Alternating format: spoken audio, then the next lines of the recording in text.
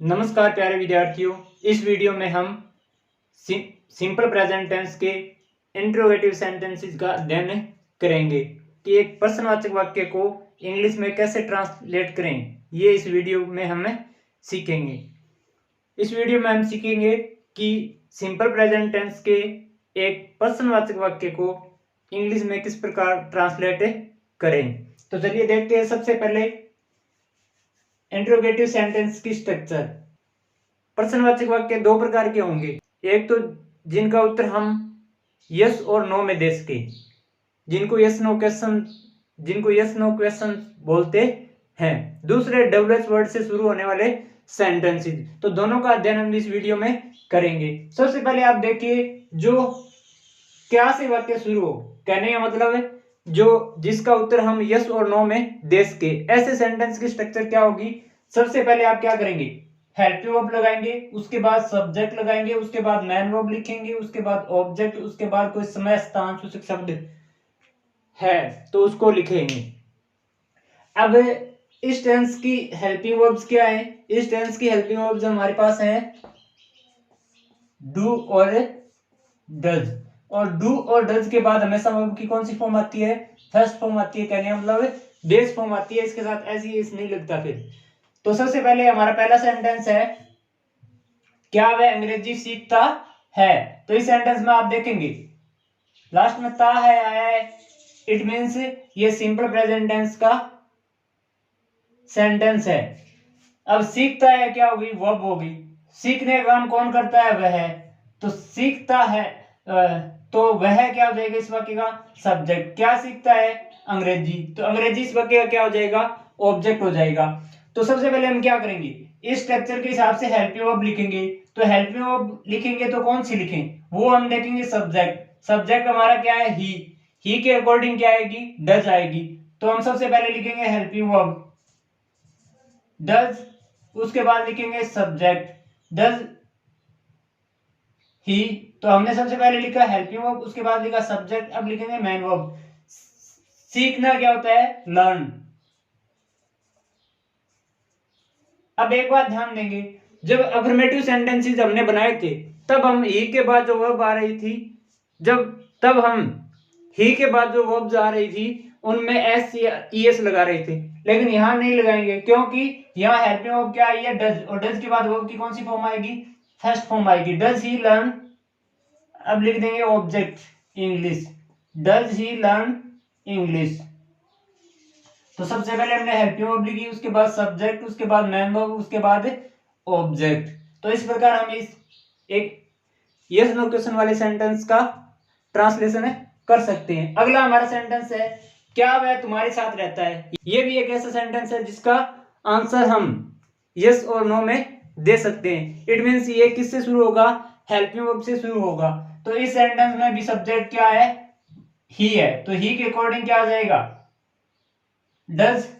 Helping verb से शुरू करेंगे डज। वह इस वाक्य का सब्जेक्ट हो गया, रहता है वर्ब हो गई। क्या रहता है, किसको रहता है, मतलब इसमें ऑब्जेक्ट है नहीं, ये लिखेंगे फिर वर्ब के बाद तुम्हारे साथ। तो डज ही रहना होता है लिव। अब ऐसे एस नहीं लगाएंगे क्योंकि इधर हमने हेल्पिंग वर्ब क्या लगा दिया है, डज लगा दिए। Does he live with you. अब आप ध्यान देंगे यहां साथ है, हिंदी में क्या है, बाद में लिखा हुआ है इससे, लेकिन इंग्लिश में इससे क्या लिखा जाएगा, पहले लिखा जाएगा। तो does he live with you. अगला सेंटेंस, क्या तुम एक कार चलाते हो। तो इसमें देखो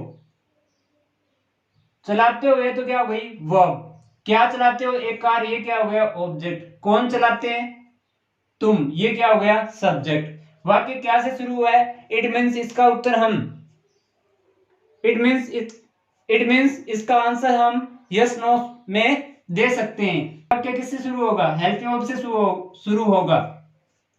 तो ये वाक्य किससे शुरू होगा, हेल्पिंग वर्ब से शुरू होगा। तो हमारा सब्जेक्ट क्या है इस सेंटेंस का, यू के अकॉर्डिंग हेल्पिंग वर्ब क्या लग जाएगी, डू। देखिए यहां तो सिंगुलर सब्जेक्ट है, तब हमने हेल्पिंग वर्ब क्या लगाई, डज। यहां क्या गया यू सेकंड पर्सन प्रोनाउन है, इसके साथ प्लूरल के रूल लगेंगे। तो हमने क्या लगा दिया, डू। डू यू अब कार चलाने के लिए वो क्या काम में लेंगे, drive. Do you drive A car, do you drive A car. तो इसमें ये हो गई हेल्पिंग वर्ब, ये हो गया सब्जेक्ट, ये मेन वर्ब, ये क्या हो गया ऑब्जेक्ट। अब हम देखेंगे तो यस नो क्वेश्चन है, उनमें तो आपको हेल्पिंग वर्ब पहले लगानी है, उसके बाद सब्जेक्ट लिखना है, तो इसमें कोई ज्यादा समझने वाली बात नहीं है। अब हम बात करते हैं जो WH वर्ड से शुरू होंगे वो सेंटेंसेस। तो WH वर्ड से एक बेसिक स्ट्रक्चर तो ये हो जाएगी कि WH वर्ड लिखो, उसके बाद आप हेल्पिंग वर्ब लगाओ, उसके बाद सब्जेक्ट लगाओ, उसके बाद मेन वर्ब लगाओ, उसके बाद ऑब्जेक्ट, उसके बाद कोई बचा हुआ भाग है वो लिख दो। अब इस पर्टिकुलर टेंस की बात करें तो सबसे पहले WH वर्ड आ जाएगा कोई, उसके बाद डू या डज में से लगाएंगे, उसके बाद सब्जेक्ट, उसके बाद वर्ब की पहली फॉर्म, उसके बाद ऑब्जेक्ट लिखेंगे, उसके बाद कोई बचा हुआ भाग है वो लिख देंगे। अब सभी WH वर्ड में ये स्ट्रक्चर काम में नहीं आएगी, क्योंकि जैसे वॉट से ऑब्जेक्ट पूछा जाएगा तो उसमें ऑब्जेक्ट नहीं होगा, हु से किसी वाक्य में सब्जेक्ट पूछा जाता है तो उस वाक्य में आपको सब्जेक्ट नहीं मिलेगा, लेकिन एक कॉमन स्ट्रक्चर है वो ये है। अब इसके अलावा जो अन्य थोड़े बहुत चेंजेस होंगे वो हमने इसमें सेंटेंस लिखे हैं, उन सेंटेंस को हमें समझने का प्रयास करेंगे। सबसे पहले इसी कॉमन स्ट्रक्चर को ध्यान में रखते हुए हम ये दो सेंटेंस बनाएंगे। पहला सेंटेंस है हमारा, वे अमन को क्यों पीटते हैं। तो क्यों इसमें WH वर्ड आया है, पीटते हैं वर्ब हो गई, कौन पीटते हैं वे, और किसको पीटते हैं अमन को, ये क्या हो गया ऑब्जेक्ट। ठीक है, ये वर्ब, ये ऑब्जेक्ट, ये सब्जेक्ट। तो सबसे पहले हम लिखेंगे WH वर्ड, इस स्ट्रक्चर के हिसाब से चलेंगे। तो क्योंकि इंग्लिश क्या बन जाएगी वाई। अब हमारा सब्जेक्ट क्या है दे के अकॉर्डिंग हेल्पिंग वर्ब क्या लग जाएगी डू, वाई डू, उसके बाद लिखेंगे सब्जेक्ट, उसके बाद मेन वर्ब, पीटना क्या होता है beat, why do they beat. अब ऑब्जेक्ट लिखेंगे why do they beat Aman. तो हमने क्या किया, सबसे पहले WH वर्ड लिखा, उसके बाद हेल्पिंग वर्ब, उसके बाद सब्जेक्ट, उसके बाद मेन वर्ब, उसके बाद ऑब्जेक्ट। इस स्ट्रक्चर को फॉलो करते हुए इस सेंटेंस को बनाया है। अगला सेंटेंस, वह यहां कब आता है।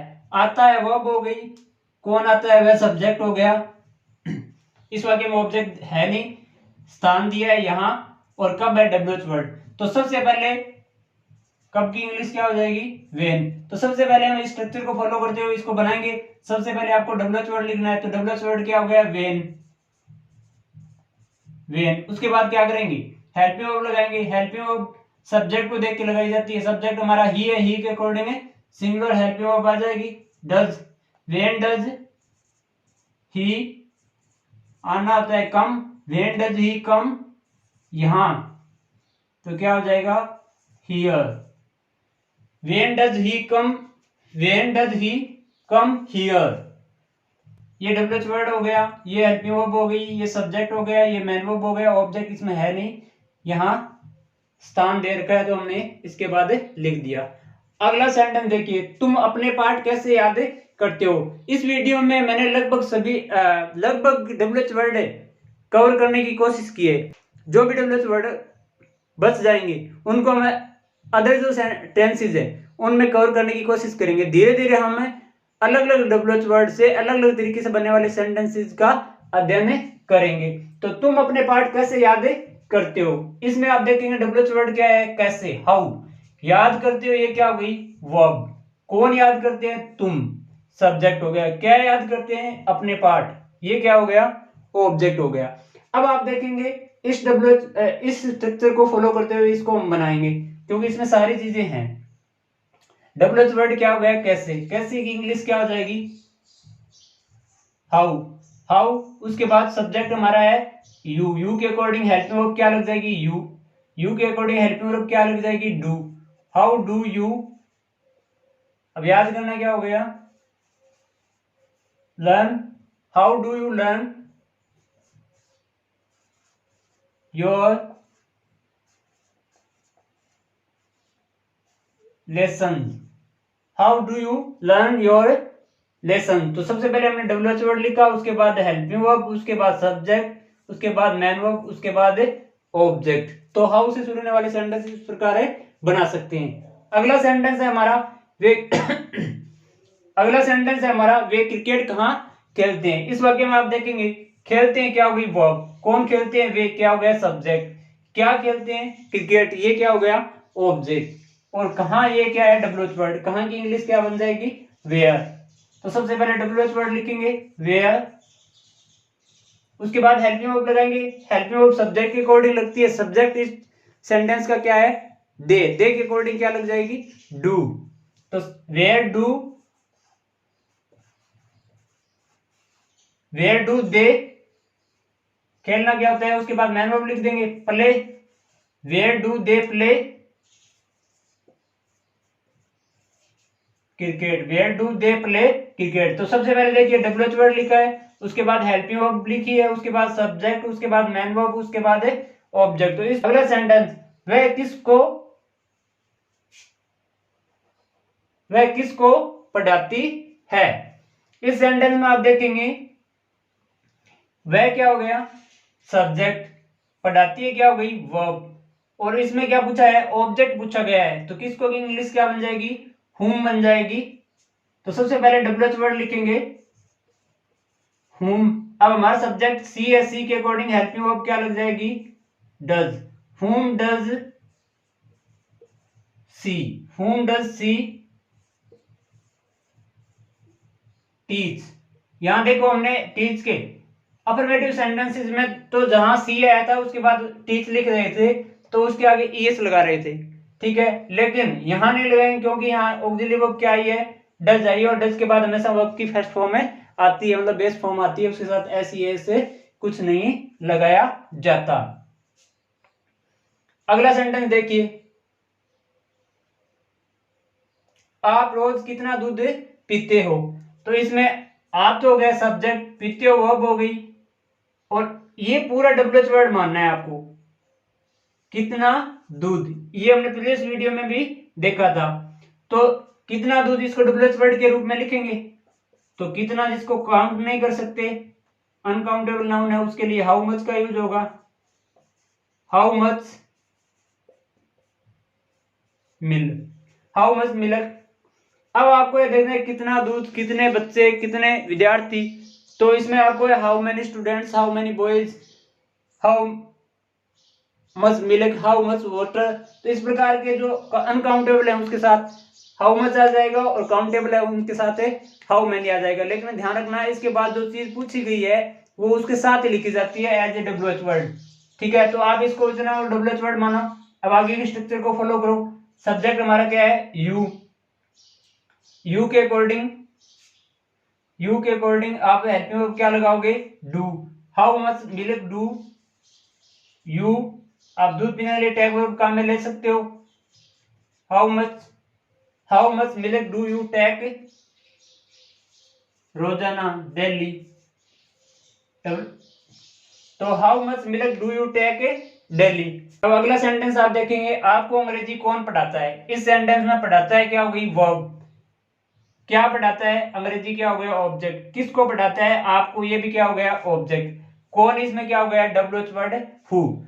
तो सिंपल प्रेजेंट टेंस में और सिंपल पास्ट टेंस में आप ध्यान रखें, अगर हमारा इंट्रोगेटिव सेंटेंस हु से शुरू हो रहा है और उसमें नेगेटिव सेंस नहीं है, मतलब नेगेटिव सेंटेंस इंट्रोगेटिव नेगेटिव नहीं है, ओनली इंट्रोगेटिव सेंटेंस है, तब आप हु के तुरंत बाद वर्ब की फॉर्म लिखेंगे। और सिंपल प्रेजेंट टेंस की अगर बात करें तो उसमें आपको who co as a singular subject मानकर उसके बाद वर्ब की फॉर्म में लगानी है। तो ये एक अफर्मेटिव सेंटेंस की स्ट्रक्चर के हिसाब से ही बनेगा। तो चलिए देखते हैं इसको कैसे बनाते हैं। सबसे पहले हम क्या लिखेंगे डब्ल्यूएच वर्ड लिखेंगे। अब हमारे पास सब्जेक्ट है नहीं तो इस वाक्य में हेल्पिंग वर्ब नहीं लगाएंगे। इसको कैसे लिखेंगे, हु को आप as a subject singular subject मान के चलना है और उसके बाद सिंगुलर वर्ब के हिसाब से एक अफर्मेटिव सेंटेंस के स्ट्रक्चर के हिसाब से इसको बनाएंगे। तो हु टीच, अब इसको सिंगुलर मानना है तो इसके साथ क्या लगा देंगे ईएस, क्योंकि लास्ट में सीएच है। तो who teaches you English, who teaches you English. तो यहां देखो as a subject as a affirmative sentence structure की तरह बनाए, तो इसको आप सब्जेक्ट मानो, उसके बाद डायरेक्ट मेन वर्ब आ गई, उसके बाद ऑब्जेक्ट आ गया, ठीक है। इस वाक्य में दो ऑब्जेक्ट हैं, आप इंग्लिश को पहले भी लिख सकते हो। अगर इंग्लिश को आप यू से पहले लिखोगे तो यू से पहले फिर आपको प्रीपोजिशन लगानी पड़ेगी टू। तो इस प्रकार के सेंटेंस में दो प्रीपोजिशन यूज होगी, जो हमने प्रीवियस वीडियो में डिस्कस कर लिया है कि टू और फॉर का यूज करेंगे। को के सेंस में टू का यूज करेंगे और के लिए के सेंस में फॉर का यूज करेंगे। तो अगर आपको इंग्लिश पहले लिखना है तो आप लिखेंगे who teaches English to you, who teaches English to you. तो आशा करता हूं सिंपल प्रेजेंट टेंस के इंट्रोगेटिव सेंटेंसेस आपको समझ में आ गए होंगे। Thank you for watching.